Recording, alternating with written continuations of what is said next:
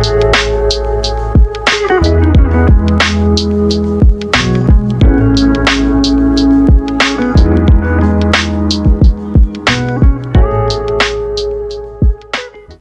going on, Kris? Welcome to SOLEKTED TV. What's going on? How are you? Do you know what? I'm happy to be here. Happy to be here. Guys, I'm not going to lie.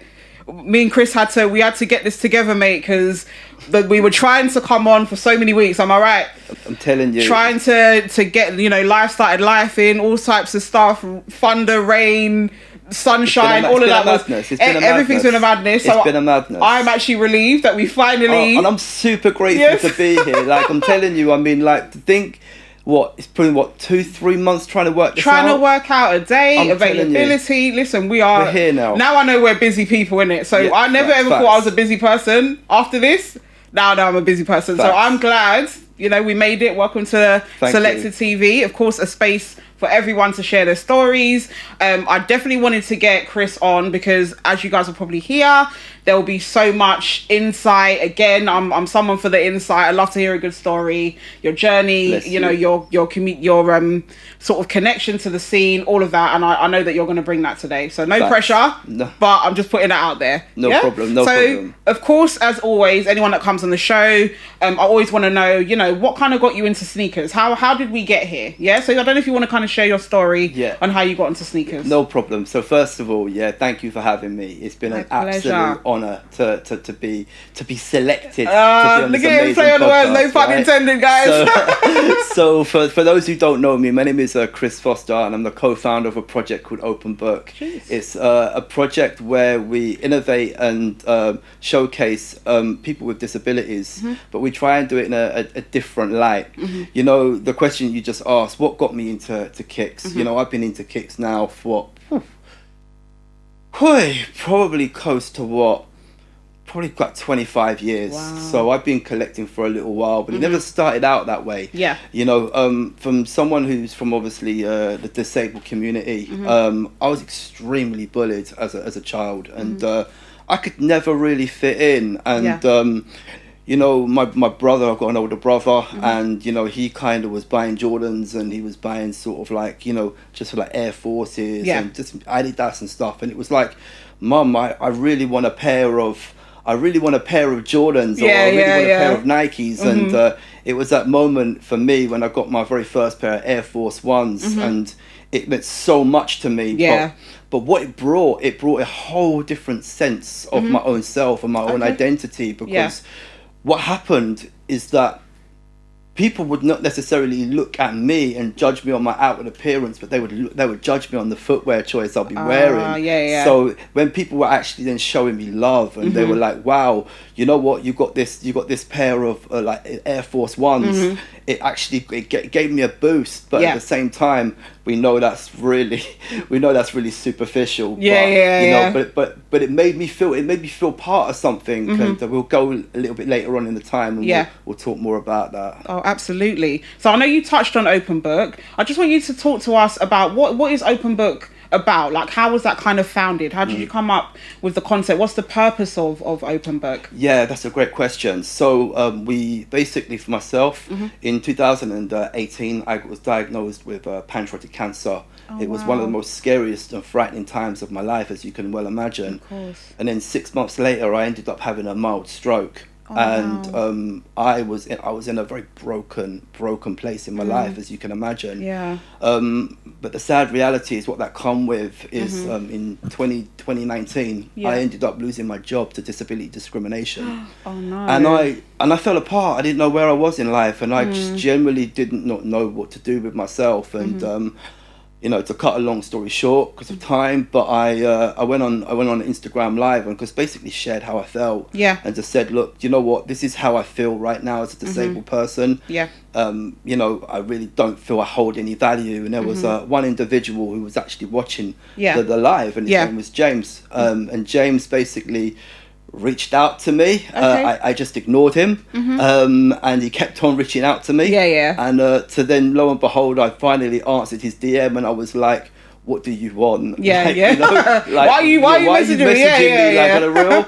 And basically what he done is he goes, look, I want to be a friend. I want to support you in what you're going through. And that's amazing. He then really kind of, you know, engaged with me. We exchanged numbers and we were talking every day. He obviously knew that I needed counselling. Yeah. You know, NHS, we're talking right slap bang in COVID, it was impossible. And he ended up actually paying for my counselling. Oh, wow. From there, he goes, you have a story to tell. And we basically created and orchestrated this platform, what we now know is called Open Book. And we announced it in 2021, where we interview exceptional people that just so happen to be disabled. And we're 130 interviews in now. Wow, and that's amazing. I've spoken to from actors to Paralympians to even the creative director at Nike. And it's been a monumental movement, and it's been a movie. I can't, you know, it's just created so many opportunities for me, to the point of actually landing my job, being the first Down syndrome person to work with in fintech. Oh, wow. And it's from that forth that's actually then created more opportunities for me, where I spoke at Money 2020 and Pay 360. That we're talking, these are the biggest payment events in the world. And a few weeks ago, I just come back from Amsterdam, speaking at Money 2020. That was in front of about, just about over 3,500 people. Oh, wow. So yeah, it's real. And to think that's really from the confidence boost of me actually starting Open Book. And I say that to say this when people are listening right now, that not everything has to be perfect. Of course but not, you have to start. You have to start, one thing with myself, and what many people don't actually know this, but while I was doing speech therapy classes, I was doing Instagram lives with essential people. So while I think this is something we have to go through, those barriers and those emotions, to think, well, shall I start? Shall I not start? Start. Don't matter if it's not perfect. And I think this is something that I respect about yourself, because you know what, I'll give you your flowers, because I think you truly deserve it. Because really, when I look back at how far you've come on your journey, and think, as a woman, as a black woman, to actually turn around and say, "Oh, look, we're in this for real. We've got a voice. You're doing it, and I salute you." Oh, thank you so much. Yeah, like I can completely relate to that, in terms of it's not going to be amazing. It's not going to be perfect. We have this idea in our head of we want it to go this way, that way, that way. And then the minute the first thing goes wrong, or not so much to plan, it's so easy to just kind of throw in the towel and say, you know what, I'm not going to do this. But I really kind of appreciate that you were someone that was able to look past all the imperfections that comes with starting something new, which is not the easiest platform. You're already obviously in a space where it's difficult. And obviously we'll talk about that. It's difficult for the likes of yourself to kind of get out there and really integrate with the community. And the fact that you were able to kind of start something and continue with it. You said it's been from 2021.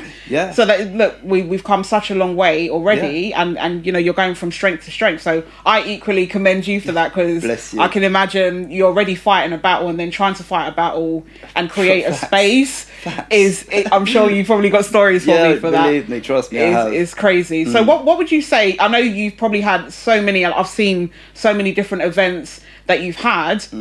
Is there one in particular, one? I'll say one or two, because you've probably done so much. In terms of one of your favourite events that you've had. Yeah, I think last year was a madness. Shout out to Bradley who was on your show. Shout out Bradley. Come on. Shout out to the whole team of Foot Patrol.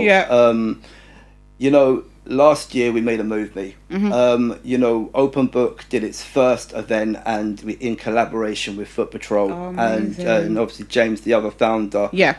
He has an organisation called 2x Elia. He's a graphic designer. And we've done a collaboration, and we wanted to bring the able-bodied community as well as the disabled community under one room, but the disabled voice to be heard. And I thought it was a really, really important to hear those who are from a marginalised group and a background, and actually see the wonderful things that they are doing within, that they don't get a light shined on them. And I think this is something we as Open Book, what we're trying to do is we're trying to change the perspective and the narrative of how people with disabilities are seen. I know that you had the likes of within Women's on Women's Month that you met Amy.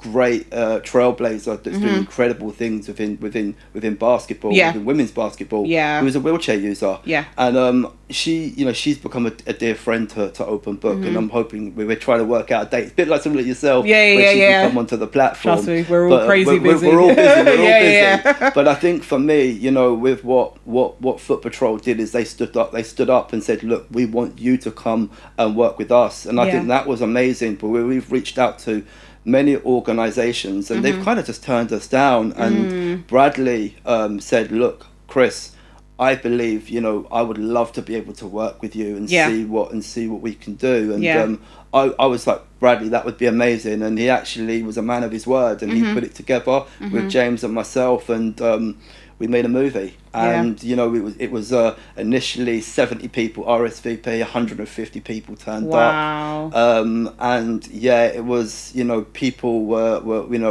they were reposting it. They were saying it's like one of the best events that they've been to, and they've been to some of these individuals that are influencers. They've been to Nike events, they've been to Adidas events, and they were like, this like right now, how can we get involved? How can we make this bigger and bigger? And we're working to try and do Inclusive Access Part 2. Hopefully, if it's not be the end of this year, it'll definitely be the beginning of next. Oh, that is amazing. I know that when I sat with Bradley, he did touch on, obviously, the work, the project, obviously working with Foot Patrol, and he equally, it was, I would say for everyone, it's like a learning thing, isn't it? There's so many things, I'm sure, me and you have had conversations, and there's so many things that we're so unaware of. That you're able to kind of use these events to educate people. Absolutely. I think it's so important to educate people more than anything. It's not really about, I've created this space and I just want to have a space because to have Instagram and all that kind of stuff. But I think really having a space that educates people and you're able to do that with the support of a brand, that's amazing, and I hope that momentum continues. And I think one thing I always touch base on when I say when we're like the most marginalised group. One thing that disability doesn't do, it doesn't discriminate. It affects every race, religion, sex, and age. And it's important to have those conversations. I know they're hard. I know they're awkward. I know that some people they think they might be watching this now and be like, "What's this got to do with kicks?" Well, actually, there's a family member that's probably be watching this right now that has a child who has additional needs. We don't see that real representation. So when you clearly look to your local supermarket or your local shop or or even workplace, you don't see people like us. On the media, you don't see people like us, and we have to normalize those conversations. So I think it's important. And one thing I have to say, I respect you that you've allowed me to have a speak about this. Of course, not absolutely. just to talk about trainers that we're all passionate about. I mean, we understand. You've got to keep it real, right? We understand the basis of obviously why we're here. It's about kicks, but it's also important for me to get to know who am I sitting with. Absolutely. What is your story? Facts. And then it all, obviously we connected through sneakers, so that's our kind of common ground. But there's other parts to you that people don't know, I don't know, so that's why it's well, of course, guys, we're going to touch on it, guys, but we're also going to get to really kind of know who is this person outside of their love for sneakers, and that's why we're here. And trust me, I'm happy to have you here. Honestly, I hope you guys take away a lot of knowledge today, because I think, like I said, it's very, very important to educate people, and if I can be part of that, that's you're already it's a win part for of me. it right now. It's a win. We're all taking only wins out here. Only wins out here. So Kris, of course, if you've watched Selected, and anyone else that's watched Selected, I always get people to bring in a special pair to them, or favourite pair, something that has some sort of story with it or holds some kind of value to you. So I can see it. I'm sure everyone else can see it. I'm just going to get you to grab one of your pairs. Tell everyone that's watching what pair it is and why this particular pair you brought with you today. So it's not necessarily my favourite pair that I own, but it's a pair that's very dear to me. So growing up, absolutely being passionate about footwear, and when the opportunity of me going to 21 Mercer Street in New York, I really wanted to go and do a pair of Bespokes. So when the first time I went to the store to actually, try and sign up to get a pair done, the shop was closed. So you can imagine going all the way down to New York, thinking to myself, 21 Mercer Street, it was actually closed. So when we had the opportunity, when London actually had, were doing a bespoke section, it was a pair that I was like, I've just got to do. Like, I have to get done.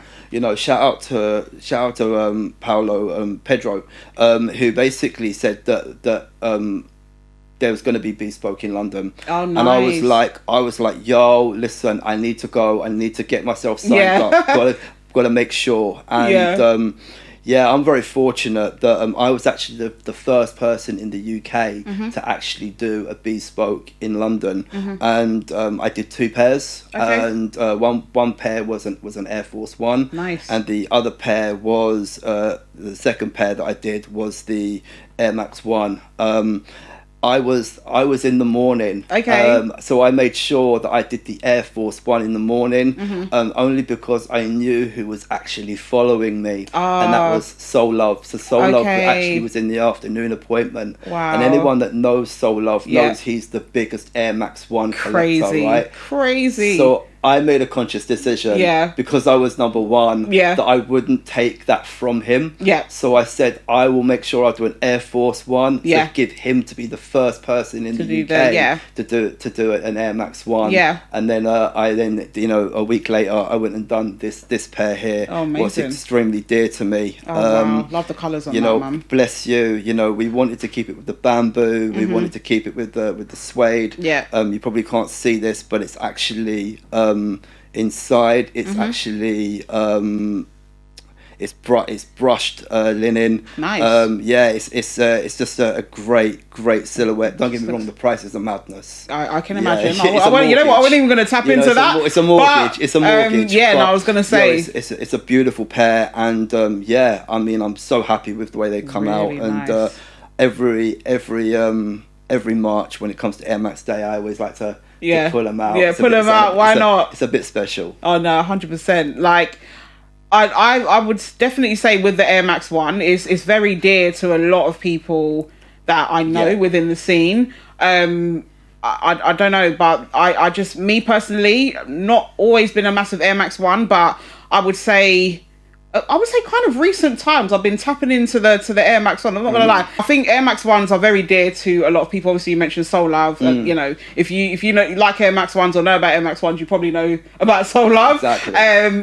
Honestly, with Bespoke, I know that not everyone is ever going to really kind of get that opportunity to do that. So I can assume walking away that day with these, you're probably thinking, right, is this out of body experience? Especially on collection, right? When you go in the collection like 6 to 8 weeks later, because it did take that long. And then when you walk in and you go upstairs, and it was like literally opening up the box, and you're like, wow.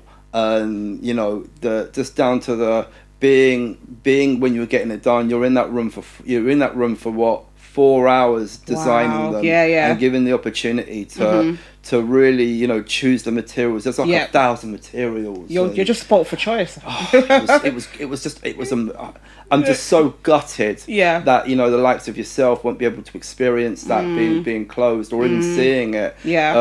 But I really do hope Nike will do the right thing and bring it back. I think it's in a way, sometimes when those things kind of come to an end or they're not so available, it just kind of makes me feel a bit nostalgic. Like when I think about this, the scene so many years ago and how it wasn't like, it didn't really feel like everyone and anyone was kind of within that. It was like, it really did feel like its own community. It was. When I have people that speak about having these experiences of being able to do that, it reminds me of like the older times of like, yeah, you know what? I'm okay at the fact that only certain people were able to do that, because it reminds me of like, that's how exclusive and, it kind of used to feel in a way. I know, obviously, and I always say, it's open for everyone. Anyone that wants to, is truly into sneakers and all of that. I'm not someone that's going to gatekeep or be weird about it or any of that kind of stuff. But that just reminds me of the older times of like, when you used to talk about, oh my God, it felt like only a small handful of people had access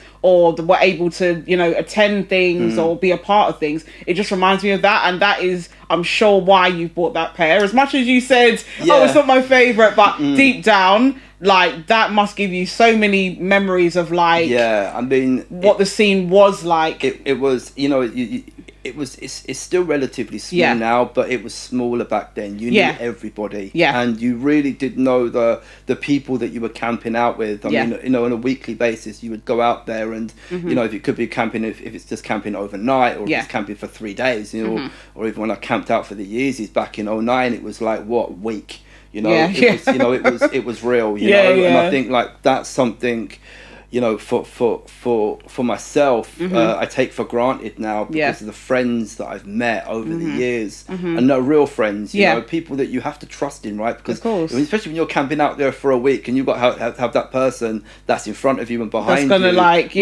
know that Kris was here, kind of thing. Going to get your food, and you've got to come back and make sure that your space is safe, right? So you have to kind of build some sort of that relationship. 100%.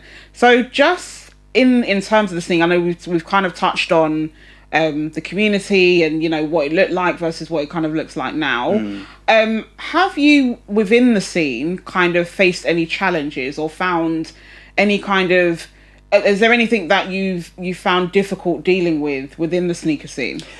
Well, yeah, I mean, look, you know, I'm unapologetic of the fact I'm autistic, right? So you know, there does come challenges, you know, when, especially if you're queuing up or if you're, you know, when people are not necessarily understanding of conditions, right? I mean, I've been called horrible names in queues. I've been, people not, you know, stores not really being understanding when I've turned around and saying, look, like, I'm autistic. I just need to step out of the line for a moment and just catch my breath. And they're like, no. And I'm like, well, I'm autistic. And it's like, do we care? Like, you know, I mean, I don't necessarily think stores could do that now. You know, although there has been times, even semi-recently, again, of lack of understanding in regards of, you know, being someone who is a disabled individual, you know, that they've been horrible. And the thing is, you've got to, you want those trainers, right? And you're not going to turn around and be like, you know, all right, I'll just walk away when you've been camping out there for like, for days on end, or even if it's been from like crack of dawn, like in the morning, you still. It's back down to that we're trying to be inclusive, right? And you know, people say, oh, we're inclusive now, we want to welcome everybody in, but I still don't think people really understand what you know diversity and inclusion really is. And we're getting there, but we still got a long way to go. I know even when Bradley came on and he spoke about the open book event, and then he said while he was trying to get the venue, he realised that they didn't have double doors. So even he said, even admittedly, those small things you don't really think about, but he was kind of learning, you know, as he was kind of trying to sort that out, that you know, you need to accommodate that people with wheelchairs and you know, trying to get into the the building and things like that. And I feel like it's a lack of education again, where I feel like people wouldn't. It's not a case of, okay, we're inclusive now, you know, because I think people do that or sometimes say that so that they don't feel the kind of fire, because you know, people in this day and age, if you're not really adjusting to what reality really looks like, no one wants to smoke. In street terms, no one wants to smoke So it's like they throw it out there like, we're all inclusive and but are you? Do you see what I mean? Are you putting that into practice? Is there something to really kind of back this up? Because if you're saying you're in a queue, and this is the same company that's probably talking about inclusivity and diversity, and I'm telling you something to do with my well-being or my physical well-being, I need you in this moment to make an adjustment for me, and you're telling me no. That tells me that you are not inclusive. That's just like an advertisement. But do you really mean it? I'm extra as well, and I'm someone that's going to be very honest. I agree with you, Craig. I mean, look, you know, I think the thing is, you know, we say that there's a community, and we say, but if you disclose one person, then it's not a community. And that's something that I feel that what we need to educate on, and this is one of the importance, again, going back to open book, you know, and we try and do it cool shit, like, let's just keep it 100. We try and do it in a way that it just looks relatively cool. We've got the, you know, we you know, myself, who is so passionate, not just passionate about kick, I like fashion, right? You know, don't get it twisted, like, I'm not here to turn around and be like, look at me, I'm the Down syndrome autistic person. No, I do cool shit, like, it's evident that I do cool shit. Trust me, we see it, don't worry, we see it. You know what I mean? So I think that's for myself, is like why I feel it's important that we can kind of do it that way, so we can be more relatable, and at the same time that we can then bring others into who are into trainers. Like, I'd love to another person I'd love to get on here, you know, hopefully at the end of the year, is my friend Ashley, Paralympian, you know, plays basketball, and man loves his kicks, like, and he won't put himself out there like that, but he, like, on a real, like, I said to him the other week, actually, I told him I was coming up here, and he's like, I'd love to do this. I said, let's get it cracking, let's get it on. No, amazing. I mean? No, 100%. But you touched on fashion. Another conversation that was had, I think this would have been maybe like a live or something. I think it was with the panel, shout out the panel, and they were speaking about sort of fashion or designers collabing with sort of sneaker brands. I just want to get your insight, just because I know you've been in the game for a bit, although some of you don't like to admit, some of you have been in the game for a bit.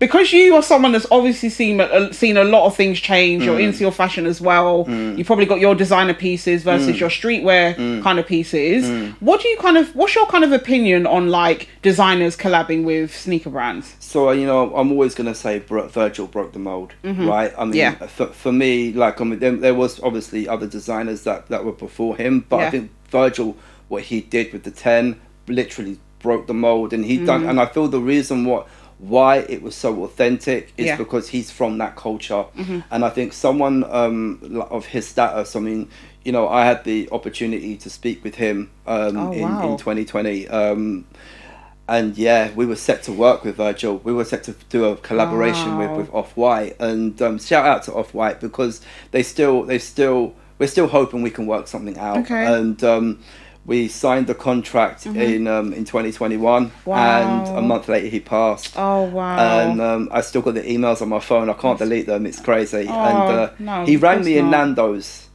He rang me in Nando's, right? How bizarre, how mad is this? I was it was summer 2021, and I literally just was coming out of Selfridges, and I literally went into the Nando's just nearby, sat in there picking up, and then he rang me and he was like, I love what you guys are doing. And I was like, what? I'll be like, it was I'll be able to speak. That's crazy. It all come around with a young girl who's actually a dear friend of him, called Hayley. And she basically is a wheelchair user, and I basically put it out there, look, this is what we want to see, this is what Off-White have been trendsetters in doing that.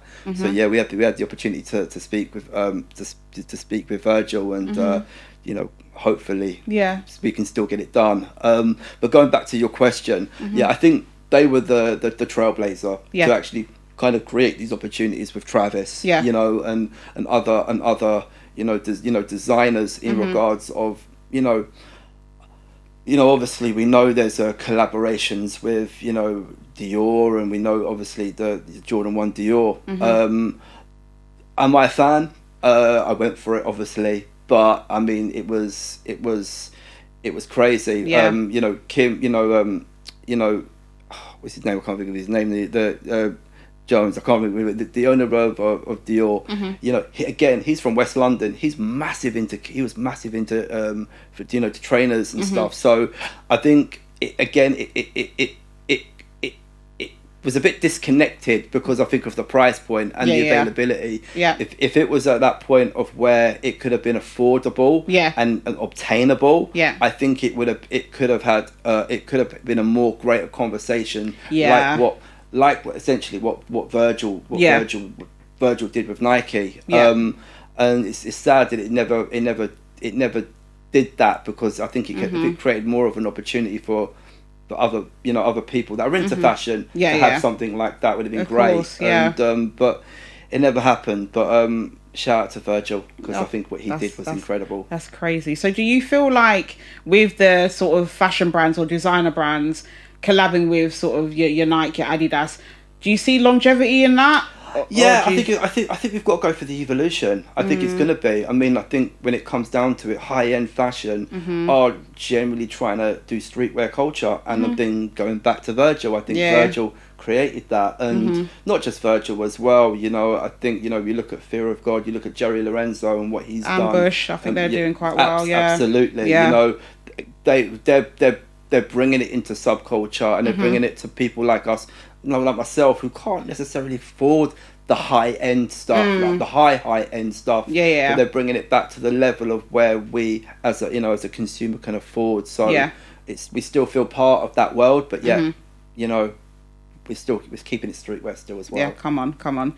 Is there any designer, like outside of your sort of Travis or outside of your sort of even the Dior? I'm assuming you got them. You ain't got them? Sadly, I haven't. I was about to say you're going to turn around and be like, yeah, I got them though. In the end, I got them though. I know you got the plug, don't try it. Is there any particular pair of sort of like your designer / sneaker brand that you do have that you kind of really appreciate?